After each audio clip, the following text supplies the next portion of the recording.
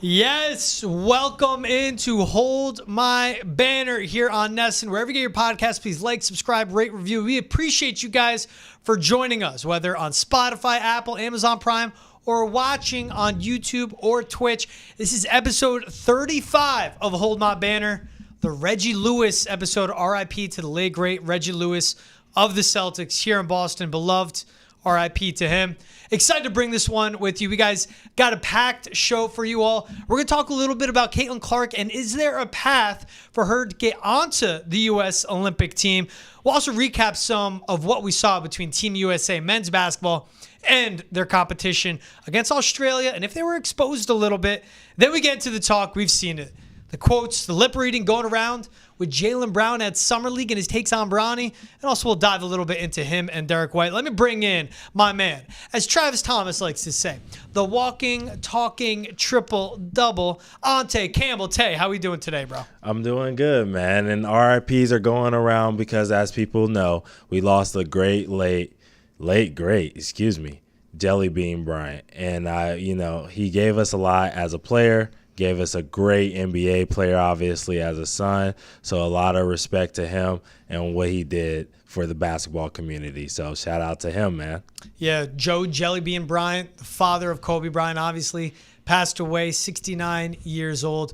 RIP to him. Our thoughts, our love go out to his family. I didn't know this about him. Tay, just reading up on his bio and his legacy, actually coached the LA Sparks for parts of 3 seasons. And this is a guy that coached college and professional level in the States, in Thailand, and Japan. And Kobe always credited him to teach him the game, how he viewed it, how he took it in, how he approached the game. Obviously, his IQ off the charts because Kobe's one of the smartest players ever. But then you saw how he gave back to the game, played professionally for a few years in Philly, but was a lifetime hooper. Yeah, and I absolutely love that both him and Kobe showed a lot of respect to the women's game. They were pioneers in that for a long time. So it's just great to see that they left such a lasting impact on both facets of the game, the men's game and the women's game. Just all around great people. So shout out to them for sure. Yeah, as we see all these Summer League clips going around, we see some WNBA stars there. You would catch Kobe whenever he can make it to a WNBA game, sitting courtside, or high-level college hoops games. Obviously, his relationship with Sabrina Ionescu, one of the greatest college hoopers we've ever seen come out of Oregon.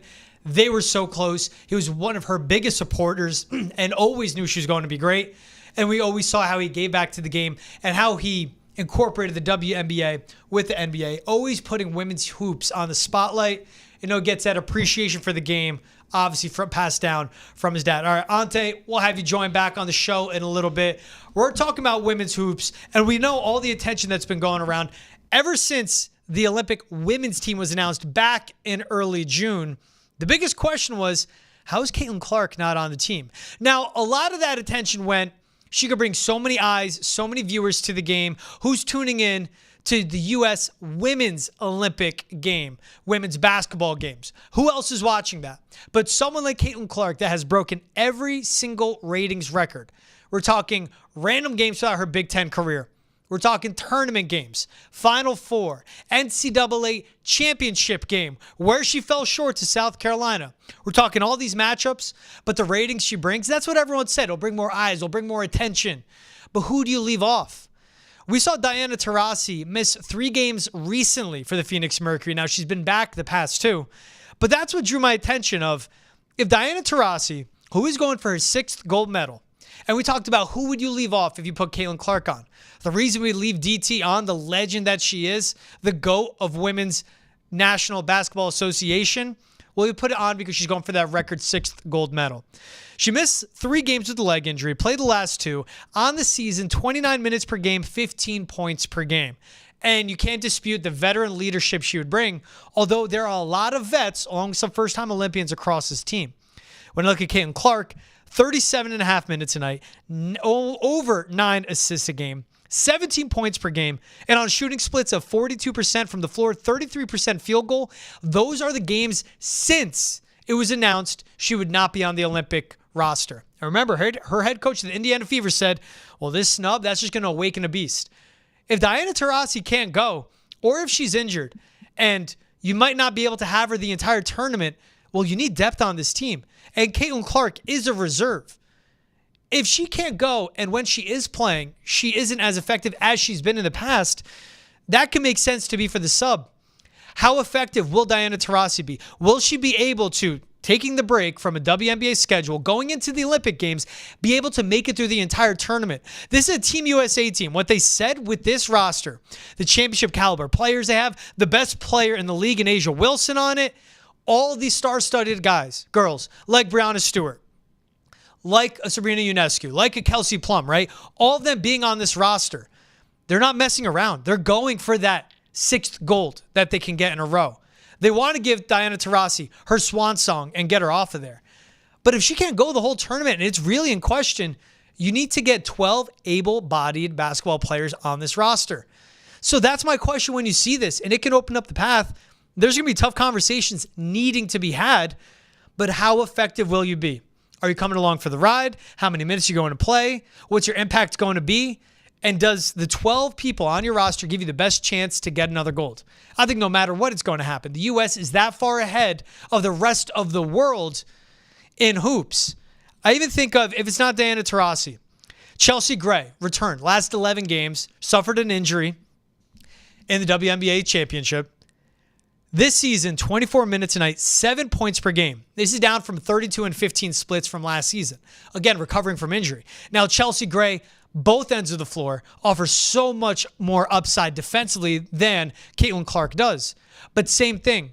It's these two players. I was saying with Chelsea Gray, will she even be able to come back and play?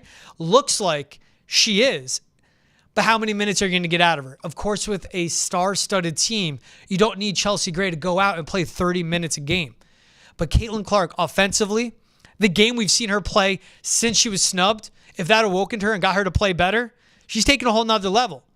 At the same time, her time will come. Because the youngest player on this roster, we don't have anyone younger than 28 years old. Caitlin Clark, fresh out of college. There's no rookies on this team either. Caitlin Clark, of course, a rookie, coming out of Iowa, playing for the Indiana Fever. There aren't any youngins just coming along for the ride to gain that experience, to be on the national world stage of the Olympics and learn what it takes to win gold.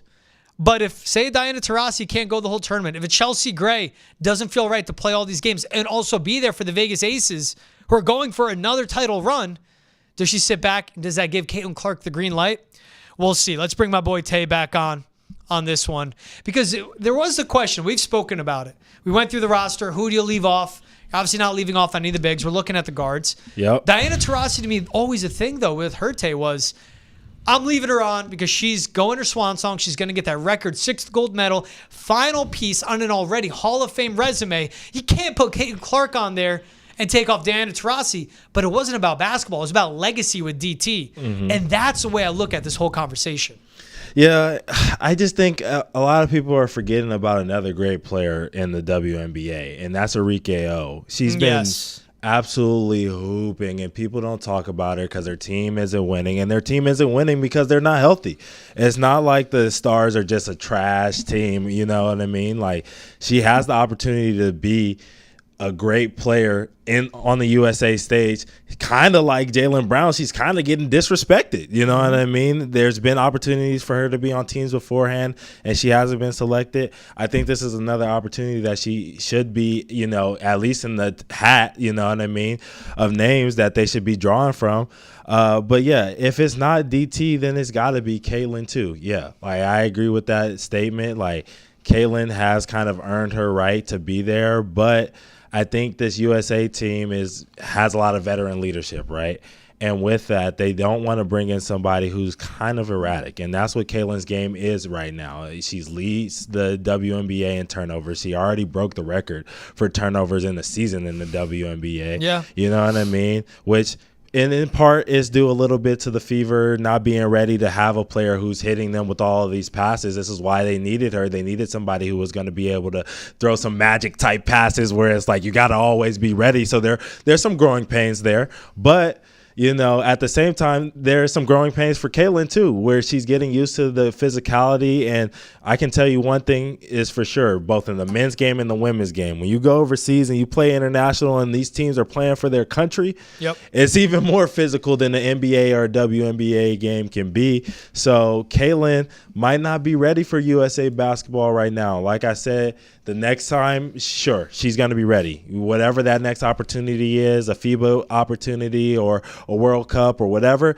she'll be ready. But for right now, I think, the narrative kind of isn't going to change. You don't want a team that's going to be distracted or hearing about Caitlin or why she's not playing and all this other stuff. They're focused on winning gold. Unlike the men's team, they are consistently dominant, and they're going to want to stay that way, and they don't need anybody getting in the way of that. I like that take on Caitlin Clark being erratic with the turnovers. There also is that chemistry fit. Mm-hmm. And obviously Arike Ogunbowale, more chemistry. She's been around the league longer, knows these other players on this team. Again, an older veteran team. No rooks, no even second-year players. All women that have been established in the game and either getting another go at the Olympics or their first go, and you still know they're at the top of their game. Mm-hmm. With Arike Ogunbowale, huge scoring upside, more settled, more reliable, more experienced all around, and of course, all around basketball. Caitlin Clark, that first taste of international play, the physicality goes up. And again, what we said, even beginning of the season, just to get her legs under her. She needs to have her body ready. That's a lot of basketball. If Caitlin Clark is still left off the team, I think it's the best thing for her in her career because next year after, less basketball, longer off season, gets her body ready for the WNBA season and a go, and to keep pushing the fever to try and be a playoff team. While someone like Arike Ogunbowale has been there, done that, been through the run of a WNBA season, she can handle the more basketball like an Olympic team. All right, we're talking Olympics. You catch a USA Australia matchup with the Aussies? Of course I did. And I was locked in. I was actually at my desk during this game. So I was watching it here in Nessa. And, man, can I tell you, I was so excited to finally see that Anthony Edwards and Jason Tatum got the start. Like, they should have been starting from the beginning. Mm-hmm. And the Team USA got out to a hot start because of it. What did you think about the game? I think you saw a lot of missed threes. Yeah. And you saw Australia just fishing for shots. Now, given the final in this one, 98-92, got tight multiple times within the last 4 minutes. But you just see this vast size advantage, and we knew it. But that the USA has over the rest of the world outside of France, outside of Serbia, maybe outside of Spain, depending how you look on that team. But just the levels above the rest of the competition that USA is in.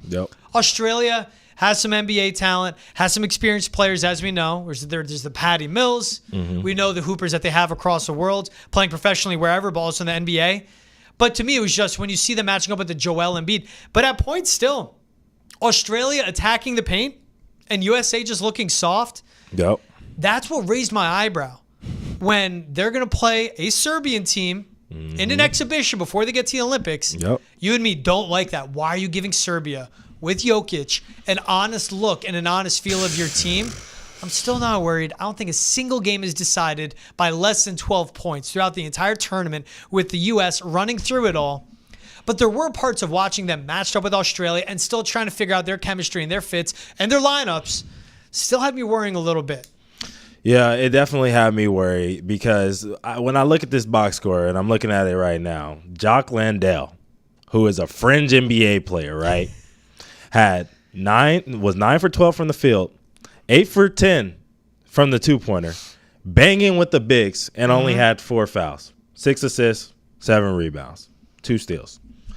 If Jock Landale can give the USA that kind of problems and they end up winning by 6, what do you think the Serbian, Nikola Jokic, is going to do in 2 opportunities, like you said, against Team USA and the French team? Because not only did this Australia team go to the basket, they had to. They were 4 for 18 from 3. Terrible. The French team is going to shoot much better than that. I can guarantee you that. They're a much better basketball team, have a lot more experience in international play. They're going to shoot the basketball extremely well, but they also have the 2 biggest dudes in the tournament with Gobert and, of course, the unicorn, alien, freak, whatever weird animal you got named for him, Victor Wembanyama, the alien, playing for Team France. It's going to be a problem for them if they're not ready to bang. Team USA needs to put Anthony Davis in the starting lineup. I don't care who it is. Embiid probably needs to be the third big. Honestly, you probably need to put Bam in the rotation before you put him in, because these two dudes understand what it means to play for USA, because they've been here their entire lives, right? And they've shown throughout their NBA careers that they're hungry. NBA champion Anthony Davis, Bam Adebayo, close to an NBA championship twice, and has always been a guy who's clawed and fight, and that's the kind of basketball he's played. Embiid has always been a guy that's been looked at as lackadaisical. This is an USA team that's coming out here to be the Avengers, to redeem. We already had the redeem team, but they need to redeem team 2.0 basically right here. So I don't think Embiid needs to see a lot of minutes. He doesn't look healthy, honestly. Right, that's the thing with me. We know the injury he's coming off of. Yeah. He doesn't look healthy, you know what I mean? And he has cerebral palsy and all of that stuff going on, which I'm glad that he's fighting through it. He fought it through it in the playoffs and played hard on the offensive end, but this team doesn't need offense. They need defense. Yep. They got 12 guys who can score the basketball, you know what I mean? So we need guys who are going to be able to come in and play their role, block shots, protect the rim, and Embiid is just not doing that right now. So I would like to see those other guys come in first. Anthony Davis, 17 points, 14 rebounds in 18 minutes. And he led a bench group that had 43 points for the U.S. in the core scoring that they had off the bench as well. You see that dominance from him. You see Anthony Edwards drop 14 as a starter. Yep. And you just see that the levels and the development that this team is naturally progressing through when you get looks like Ant and Tatum on the floor at the same time. LeBron and Jason Tatum on the floor at the same time. Not worried about the guard play. Drew Holiday, right? Yep. You got him there. Obviously, you have Devin Booker, who's played a ton of point guard. Anthony Edwards, who can drive an offense. Yep. Bam Adebayo, where you can run an offense from him as a primary passer. We've seen him do with the Heat. Oh, and LeBron James as well. Again, I'm not worried about the distribution. I'm not worried about the running of the offense. The size is what concerns me with this team, and it's just the overall toughness defensively. And Joel Embiid, that's already injured, oft injured, comes in, and we know he's not the most well-conditioned player in the NBA either. Always gets gassed, always gets banged up.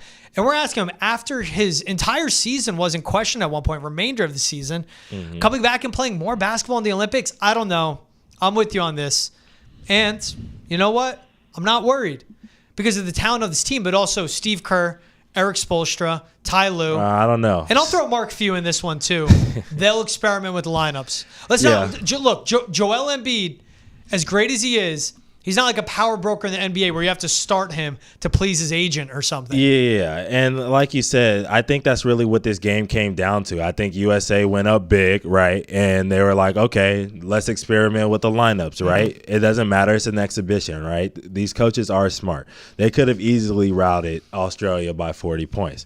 But it does worry me to see that Embiid is playing, and you have memes. People are on the internet making fun of the fact that he's afraid to protect the rim. You know what I mean? Which is a huge part of FIBA. Obviously, you can take the ball off the rim if it's swirling around and stuff like that in the FIBA, in the World Cup or the Olympic game, in the international game. So it's a huge advantage when you know Wemby's going to be taking stuff off the rim. Yep. Gobert's going to be taking stuff off the rim. So the scoring is probably going to be a little bit lower than what we expect. So you have to be able to do that back, you know what I mean, to these teams. And I just don't see Embiid ready to do that right now for his country. Man, it's also just going to be in general, battle on the boards with Serbia, especially with France, when you have Gobert and Wemby. Whatever opinions people may have of Rudy Gobert, Victor Wembanyama, the amount of shots he erases from the rim as is and can guard on the perimeter, and everything he brings offensively as well.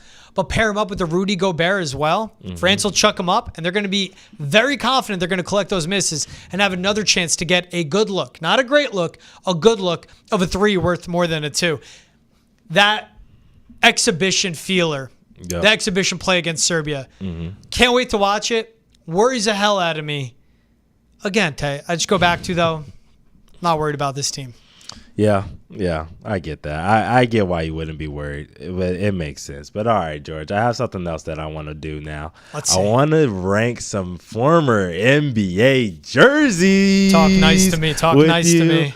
What do you think of these 4 NBA jerseys that we got listed up here for our audio listeners? We got a old school Trailblazers jersey, the Clyde Drexler days, then a Lakers throwback.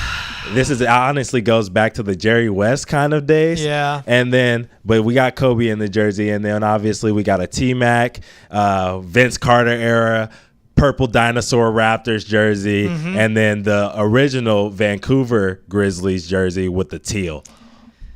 You're making me pick, as someone that grew up affectionately loving throwback NBA jerseys, right? My favorite, I have Utah Jazz throwback with the Music Note logo. I also have a Mountains Jazz jersey. Okay. Both John Stockton. Don't judge me. They're bringing those back. Yeah, this was 2008. I was getting these jerseys too, by the way. Yep. So John Stockton, don't judge me there. An owner of a throwback Sixers Julius Erving jersey. Yep. Throwback Cavs LeBron jersey. And an owner of a throwback, it was throwback with Brandon Roy, Blazers jersey. Yep. I love that Portland Trail Blazers jersey with Clyde.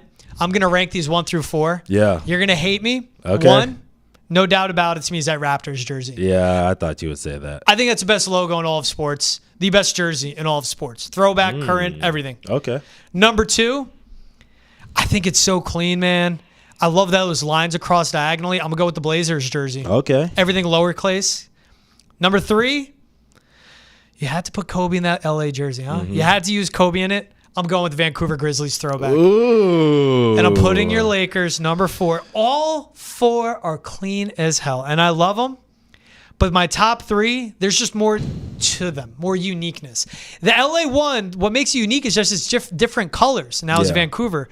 But think of the logos, think of the lines. The Blazers one, I love that Los Angeles script jersey too.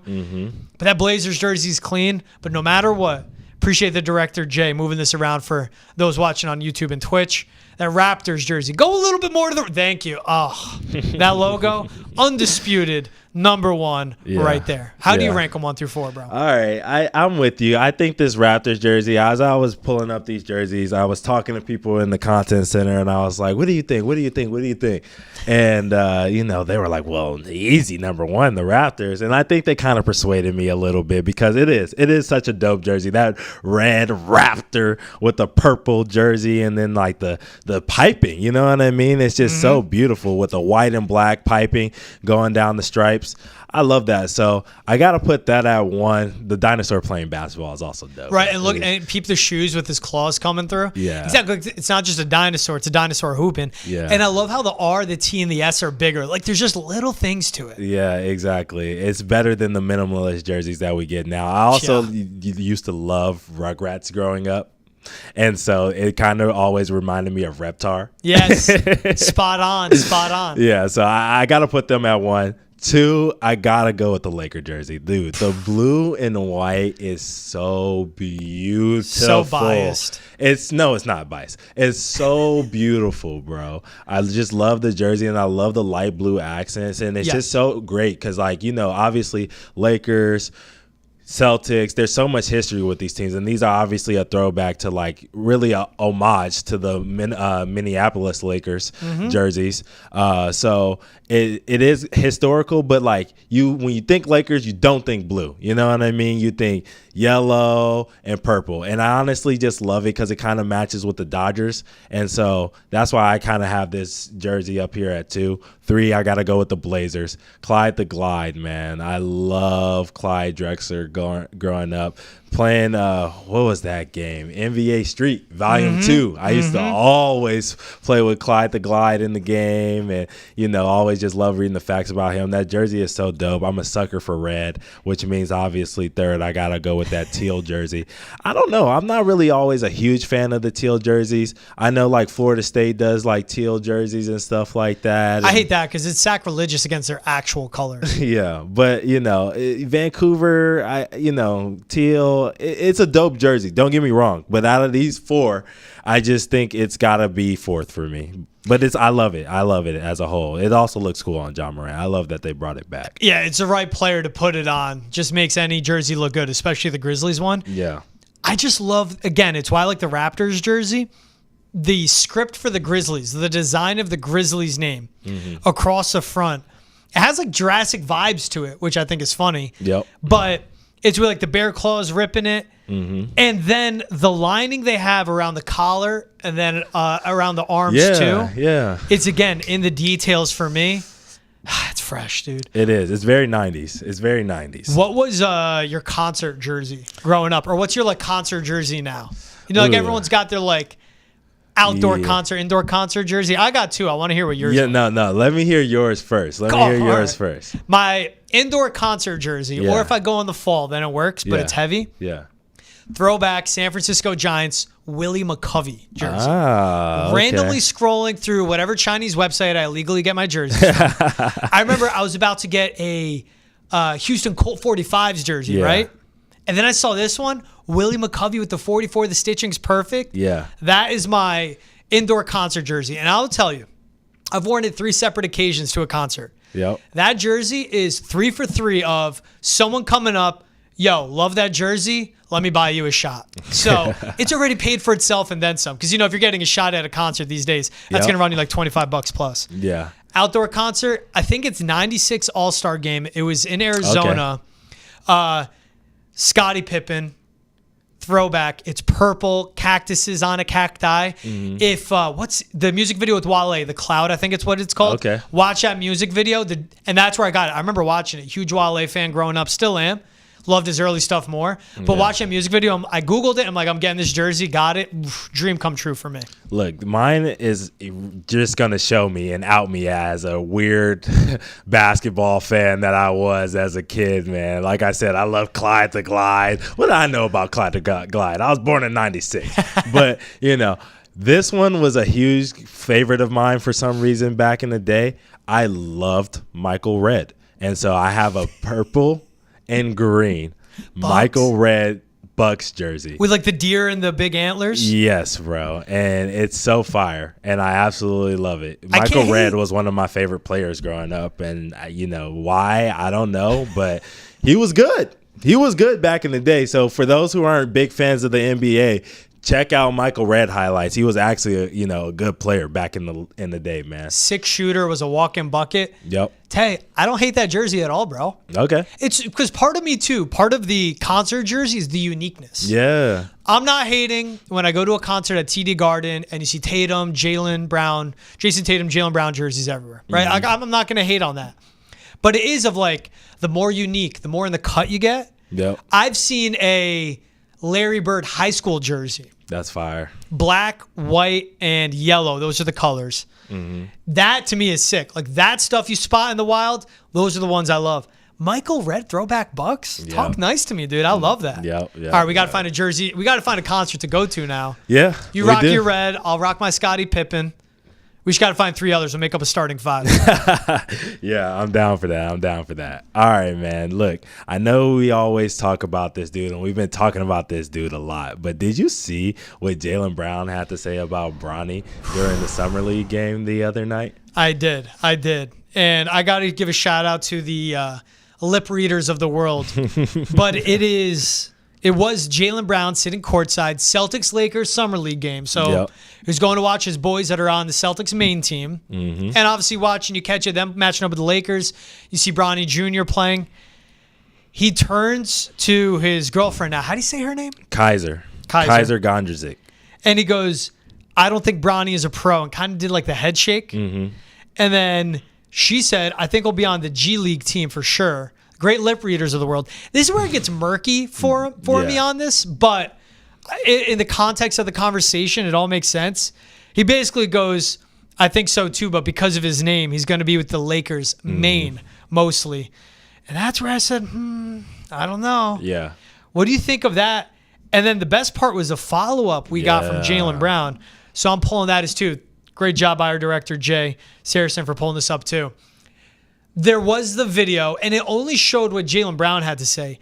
Jaylen Brown quote tweeted it, and he said this. So I don't think Bronny is a pro. He quote tweets it and goes, it's a flex to have your son alongside you in the NBA. It reflects greatness and longevity. Bronny has all the tools around him to be successful. I look forward to watching his growth. You know what Jaylen Brown didn't say, Tay? He didn't say, I didn't say that. He didn't deny the allegations, man. He didn't deny the allegations, but I have a question, right? Is he wrong? No. Is he wrong? Like, we sit up here and watch Bronny throughout the Summer League, right? And I got his stats up through 3 Summer League games so far. 15 points, 6 for 26 shooting. And he was told, everyone told us, right, during the draft, oh, he's going to be a 3-and-D player. Oh, he tracks to be, you got J.J. Redick saying, oh, he tracks to be Lou Dort, right, who shot the lights out this year for the OKC Thunder. Yep. He has not made a three-pointer yet in the Summer League. How many has he shot in the Summer League? 0 for 12. Yeah, that's bad. 0 for 12. And remember his workout video where he went like perfect or shot almost perfect in like a jog through paced workout, shooting against air in the NBA Combine. You should hit those shots. Yep. 0 for 12 in 3 Summer League games. Going against guys that are going to be competing against him in the G League, going against some guys that won't even make G League rosters, some guys that could work their way into an NBA rotation. Look, this kid was not being drafted ready for the NBA right now. He's going to have to spend a lot of the time in the Summer League. So that's where I hope Jaylen Brown's wrong. But because of his name, he'll be with the Lakers main. If what's best for Bronny James to have a career in the NBA is for him to be developed the proper way, you need him to spend as much time possible developing, getting more minutes, figuring out a shot at the pro level down in the G League during the season. You said what he's averaging, 15 points in 3 games, 4.8 points per game, 2 assists a game, 36% shooting from the floor on 4.5 shots a night, 27% from 3. Those are his college numbers. It's the same thing. And yes, he's 3 games in. I don't want to harp on the kid. If he develops into a great NBA player, awesome. Yeah. It's always been since the jump of him declaring for the draft, not returning to USC after Eric Musselman got there. And what he's doing now through 3 games is the best course for Bronny James as an NBA player, not a 2-way player, an NBA player, is the best course of his development to bring him up and draft him right now. I say no. I think he should have stayed in college, continue to develop from a great guy like Eric Musselman, or shoot, go to Arkansas and learn from John Calipari. Either one knows how to put guards in the NBA. Look at the amount of Kentucky and Arkansas guys in the NBA right now, high-level players. I don't disagree with Jaylen Brown at all. Saying quiet thing out loud. Yeah, it sucks that he had to, he didn't have the opportunity to make this statement on his own. Obviously, yeah, call lip reading. It's kind of a, a little bit of a private situation where he was in, and obviously he was trying to have somewhat of a private conversation. But these NBA players know, cover your mouth. You know what I'm saying? Cover your mouth when you're saying something crazy. Obviously, all the cameras are going to be on you. You're the biggest star in the building at the time of the game, so it's not surprising that they caught him in the act. But yeah, man, I'm right there with you. Like, I just think obviously Bronny has a lot of scrutiny right now because of his situation, right? What other second round guys are getting the opportunity to get a guaranteed contract with, $7-8 million or whatever he's making over 3 or 4 years, you know what I mean? And guaranteed time on the Lakers, and not just playing G League basketball all year. You have Watson, who obviously has been playing well for the Celtics in the G League, and he's not going to see time on the court at all. You know what I mean? And obviously, I think Laker fans are obviously a little bit upset about, I wouldn't say wasting, but taking Bronny with the 55th pick, just because this team does need players for the future that can develop and, take a chance and actually be, just project to be higher. I think that's kind of what you do in the late in the second round. You take shots at kids that have an opportunity to, be somebody, you know what I mean, in the NBA. That's what a lot of teams have done. That's how you got an Isaiah Thomas, you know what I mean? That's how you got a Nikola Jokic. These guys were taken late, you know what I'm saying? Yeah. And they were projects, right? They were projects. So you would want them to kind of take a guy who's going to be a more of a project with a higher ceiling than Bronny is, taking the 3-and-D guy who is a perennial probably role player throughout his career, really isn't what Laker fans were looking for. So it is tough for him to like have to fight against the expectations of trying to be like his dad someday and being what Laker fans need in the future and also helping them win right now. At the same time, considering that he's going to be taking a roster spot, it's just a tough situation to be in. That's the best point you bring up of what you want in the second round. And the thing, too, by the time maybe he finally hits us, he can be a rotational guy in the NBA. Yeah. Is LeBron even going to be on the Lakers? Yeah. We don't know. We don't know. He's 40 years old. This is the off-ramp for him, man. Yeah. It's no longer about rings. It's about his legacy. And the concentration, the focus for him can go towards, instead of pushing for one more ring to get his fifth, get the second with LA, right? For him, it would be play a game with his son. You could literally place bets on FanDuel, wherever you look, of method of Bronny James's first basket in the NBA. Yep. Will it be a Bronny James to LeBron assist first or LeBron to Bronny James assist? Will he score 20-plus points in a game in the NBA in his first season? All long shots, all should be, right? That's how it is. Yeah, it is. It is. But all right, I want to talk about some other guys who are, friends with the James family. We got to talk about them Banana Boat Sons. Obviously, I'm bringing this up because did you see Keon Anthony in the EYBL? He had 40 points on 15 of 19 shooting. He obviously was lighting up the NBA 100 camp as well, averaging 35 games there. So I want to know, who's going to be, all right? Because now, obviously, it's Bronny. He's the best one now. But who's going to be the best Banana Boat Crew kid? And for those who don't know, that's Carmelo Anthony's son, Dwayne Wade's sons, LeBron James' sons, and then, obviously, Chris Paul's kid. Chris Paul's kid is like still in middle school. Yep. Chris Paul the second.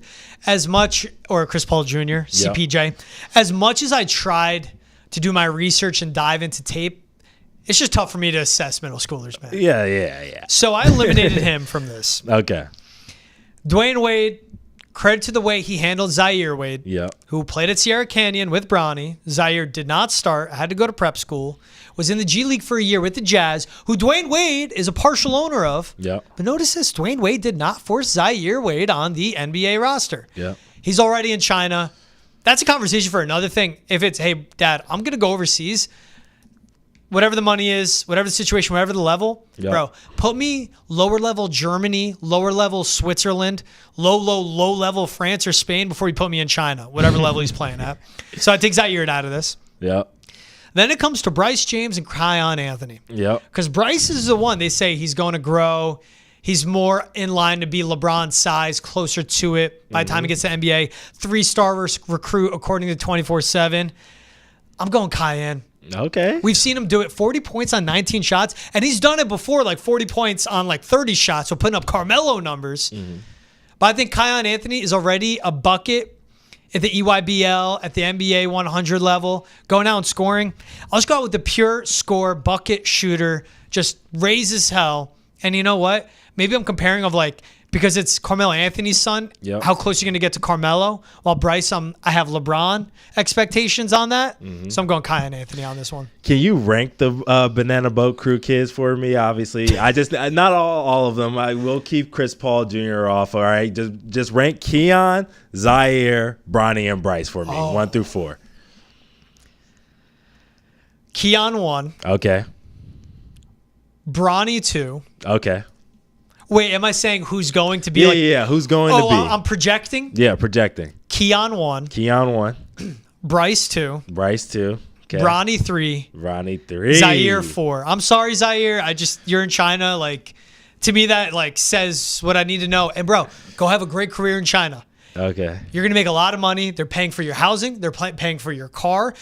If you win championships, they will build statues. Stephon Marbury had a great career and has a statue. He is a god in China. Yep. Go do that, bro. Congrats to you. You're 4th on my ranking. Yeah. All right. I'll give mine really quickly. All right. Yeah, I hope you wouldn't put me on the spot, bro. Yeah. So I think you're right. I think Keon's going to be the best player out of the whole entire crew. After that, I'll have to say I think it's going to be Bronny, because I think Bronny's going to come out of this just battle tested. After everyone's hating on him, poor shooting performance, he's in the slump, whatever. I think he's going to continue to grind, because he doesn't have any choice but to grind and to get better, because all of the spotlight is on him, right? I think Bryce is going to come in with less expectations, and because of that, maybe he doesn't work as hard. You know what I'm saying? So I'm going to give Bronny the nod on that one. Bryce 3. And then Zaire, I'm going to say, is going to be the 4th best. And then we'll see about Chris Paul Jr. He might just be a little shifty like his daddy and have a little fiery chip on his shoulder. We'll see. All of a sudden, if you're Chris Paul Jr., do you go to Wake Forest too? Let's say he ends up being a 4 or 5 star. Yeah. Like Kyan. You go to Wake Forest, legacy of your dad, you say, nah, Dad, appreciate what you did. Yeah. You see this last name? It's also getting me UNC, Duke, Arkansas, Kentucky, Baylor. Yeah. Kansas. Yeah. Michigan State.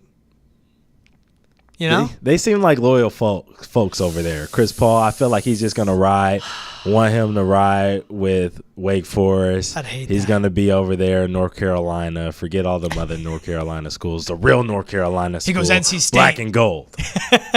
The one point you make about Bronny coming out the other side tougher. Yeah. A big concern I do have in Bronny, and I'm not saying I've read anything, I'm not saying I think this. I hope the kid's mentally tough. Yeah. Because he's going to continue to be dragged. I hope he doesn't read the comments. If he does come out on the other side, that says so much about the mentality he has. You said it too, how hard he's going to have to work to craft and perfect his shot. He's not going to be as big as his dad. No. Athleticism is there. We see the flashes. Look, he stopped a 4-on-1. Yeah, he did that. Against the Celtics, tipped a lob pass from J.D. Davison to Jordan Walsh. Good job. Smart play, way to play the ball and get up there and deflect it. He's going to have to come so far, and the pressure he's going to deal with is so unfair. Yep. Why are we talking about him on Hold My Banner? 55th overall pick for the Los Angeles Lakers. Because of his dad and because of what this process was. And because Jaylen Brown brought him up. And there too, of course. Good point. Why is Jaylen Brown assessing him? Right. Why is that a big deal, that clip of Jaylen Brown saying he's not a pro making its rounds? Yeah. He could have said the same. Shoot. Anton Watson, literally picked right before Bronny. Yep. If you said about him, maybe it'd make the rounds. He's talking about his teammate, but it wouldn't. It wouldn't. Yeah. So to all that, if Bronny James breaks through, and if he becomes a role player in the NBA, man, good for him. Yeah. Because right now I don't see that. Can I quickly ask you though, because you haven't had the opportunity to check in with Summer League. What are some of the guys you kind of like around Summer League? I like G.G. Jackson. What he's been putting together. I mean, the other night, I'm just going off like the recent performances. He had 23 points, 11 rebounds, 9 for 19 shooting. Yep. I just think that's a kid that showed so many glimpses of greatness with the Grizz. Yeah. That, again, like drafted Jaren Jackson Jr., got G.G. Jackson, got Desmond Bane in that trade from the Celtics. There's an eye for talent in the development system and the front office of what they do in Memphis. Credit to them if G.G. Jackson makes a second-year leap. I love what I've been seeing from him in the Summer League. What about you? Yeah, we've been talking about a lot of NBA players' kids, and one of the guys who's been doing really well in Summer League is Scottie Pippen Jr. He's been doing a lot for his team. He's been putting on great shooting performances, which we always knew that he could score from his Vanderbilt days, but he's also locked in on the defensive end. He really just looks like a younger version of his dad. He can really do a lot on the court, and the smaller version of his dad, obviously, of course, because he's a guard and his dad was a forward, but he's real pesky on the defensive end now. I hope that I really get an opportunity to see him more and more in the league. And then I also really like what Josh Christopher did the other night. He went off in the fourth quarter. He scored like 20 points. He had like 5 threes. He was dunking on people. It was crazy. He was giving out real buckets. So I got to shout him out as well. There's extra eyes on the Summer League right now because of Bronny, like more eyes than ever. And again, look at that effect. It had me tuning into his Summer League debut, 4:30 on I think it was a Saturday. Yeah. I stopped what I was doing, and I played my whole day around him. My whole Saturday in the summer in Boston. Yeah. A lot of eyes, a lot of guys stepping up. Tay, next time we do banner together, next time I'm filling in for Travis Thomas, I'm going to bring my Scottie Pippen jersey. Okay. You bring a jersey of your liking. Michael Red, I don't care. Yeah. We gotta rock the jerseys. The Okay. concert jerseys on Hold My Banner. Got you. I got you. Tay, as always, my man, an honor doing this with you. Loved filling in for my guy, Travis Thomas.